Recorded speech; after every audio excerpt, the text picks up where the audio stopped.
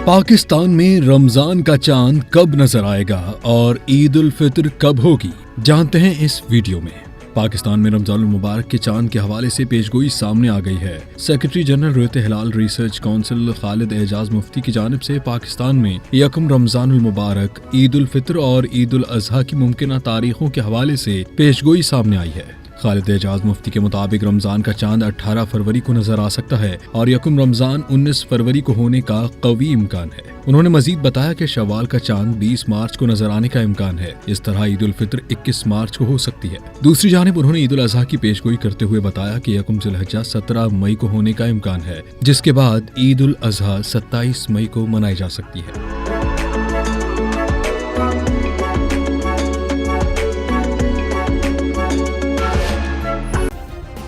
Subscribe करें और bell दबाएं ताकि कोई खबर रह न जाए।